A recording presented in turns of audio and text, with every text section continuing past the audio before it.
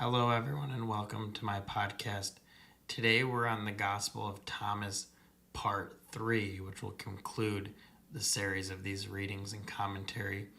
You can listen to Part 2 and Part 1 on YouTube, Apple, Spotify, or any other platform, and by following the link in the description below. So, we're going to get right into verse 74, where Jesus says, "Many stand around the well, but there's no one to go down into it." A beautiful way to start. So many people stand around my teachings, Jesus says, around truth, around the doorway into God. But who is there to go down into the well? Who has the strength, the courage, the fearlessness, or the ability to work through the fear to make that voyage? Who has the heirs, as Jesus says, to hear? Who goes down into the well? And then in 75, he says, "There are many standing at the door, but it is the solitary ones and those who have become silent," or in another translation, he says, "those who are alone, that will enter the wedding chamber, that will enter the kingdom of heaven." In 76, Jesus says, "The Father's kingdom is like a merchant who had a supply of merchandise and then found a pearl. That merchant was prudent. He sold the merchandise and bought the single pearl for himself. So also with you, seek his treasure that is unfailing, that is enduring, where no moth come to devour and no worm destroys." So this treasure Christ's offering us is in our hearts, and that's the pearl. And when you find the pearl and you understand, you give up everything for the pearl. And this is the world of impermanence, where moths devour, worms destroy, and thieves break in and steal, where you lose everything. He says, seek his treasure that is unfailing and enduring, that which is immutable to change, beyond birth and death. Seek that. That's the pearl. And then in 77, Jesus says, "I am the light that's over all things. I am all.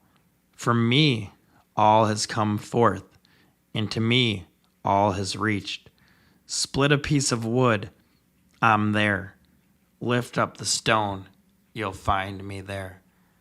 So he's speaking from the same place Krishna speaks from in Bhagavad Gita, the Song of the Lord, from that space of his Para-Atman, of the great soul of God.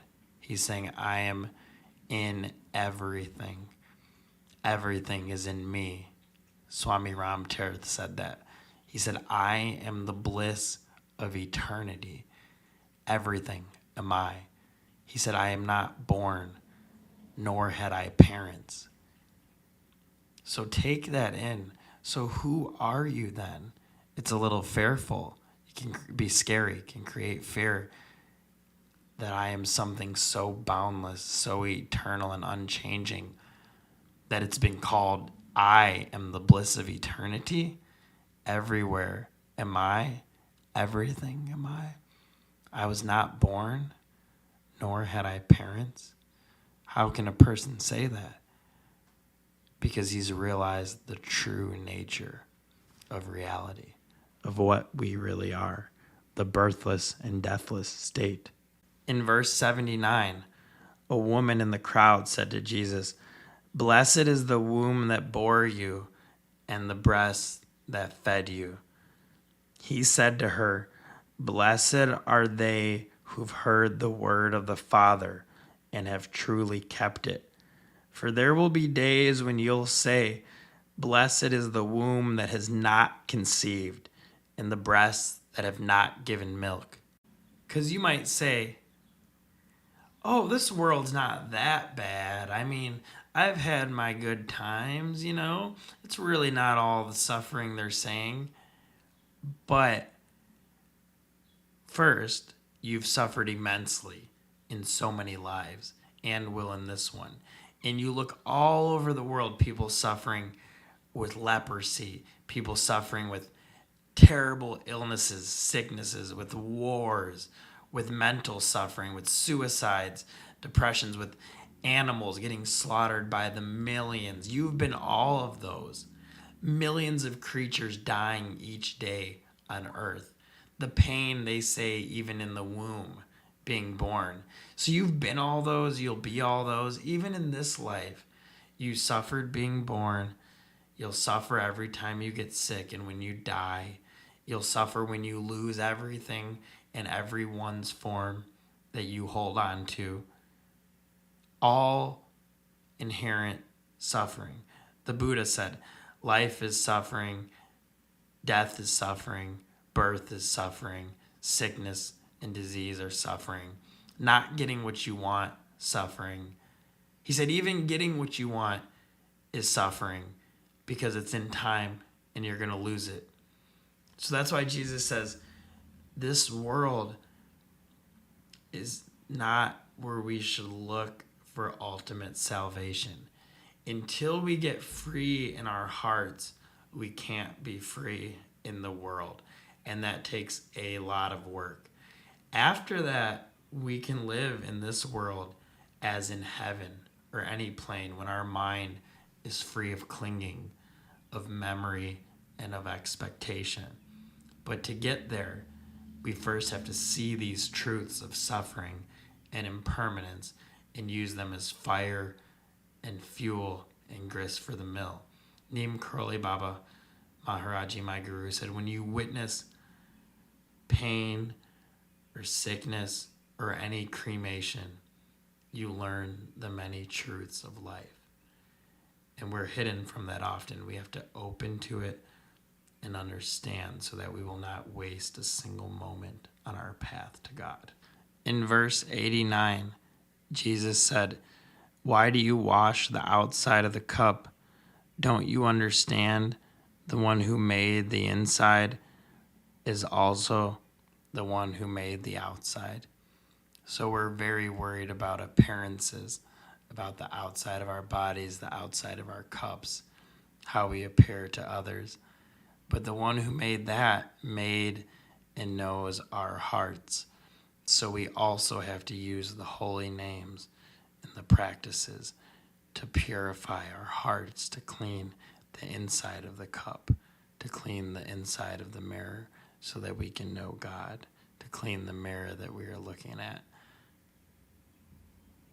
the mirror of the heart. In 91, they said to him, tell us who you are so we might believe in you. He said, you examine the face of heaven and earth, but you've not come to know the one who's in your presence, and you don't know how to examine this moment. So that's not much I can say about that one, but I'll just read it one more time so we can learn how to focus not on all our intellectual knowledge, but on being here now and working with what is at hand. Jesus said, you examine the face of heaven and earth, but you have not come to know the one who's in your presence, and you do not know how to examine this moment. So they couldn't even see Jesus, the God of the universe incarnated in a body. And they said, show us, help us believe in you, tell us. So we have to develop the eyes to see and the ears to hear. And as he says in verse 94, one who seeks will find, for one who knocks, it will be open. So God, again, knows your heart. And if with a burning desire, Damien Eccles, my magic teacher, ceremonial magic teacher, says you have to really, really, really want it. And you do. Hafiz, the great Sufi mystic, said, I've spent hours on my scarred knees begging for love. He also says, dogs will stay up all night howling at the moon, and people will skip food and sleep in order to try to have sex with somebody. And he said, I'll tell you the truth. You'll have to do much more than this to find God. So that's how much we have to want it in our hearts. Verse 97, Jesus said, the Father's kingdom is like a woman who was carrying a jar full of meal. While she was walking along a distant road, the handle of the jar broke and the meal spilled behind her along the road. She didn't know it. She hadn't noticed a problem. When she reached home, she put the jar down and discovered it was empty. So the kingdom of the Father is empty, is boundless. We have to become empty of our thoughts, of our conceptions, of our models in order to enter the kingdom. Jesus, help us to do this.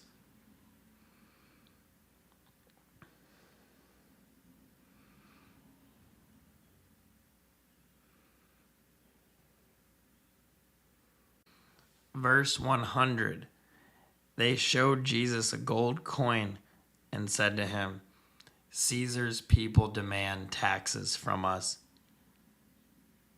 He said to them, give Caesar the things that are Caesar's, give God the things that are God's, and give me what is mine. This is very powerful because sometimes when we enter the spiritual path, there's a tendency to get angry and upset with different political movements in the world, different groups of people, to get on kind of a soapbox of righteousness, self-righteousness about any number of things, depending what your views and beliefs are, and wanting to fight against or push against. And Jesus is saying, give Caesar what's Caesar's, because what you really are is so much more than this world. Give Caesar his coins, pay your taxes, it's okay. You don't have to get up in arms about how it's a scam or whatever. You can still do your thing in the world if you need to protest or share posts about something or express your beliefs, by all means.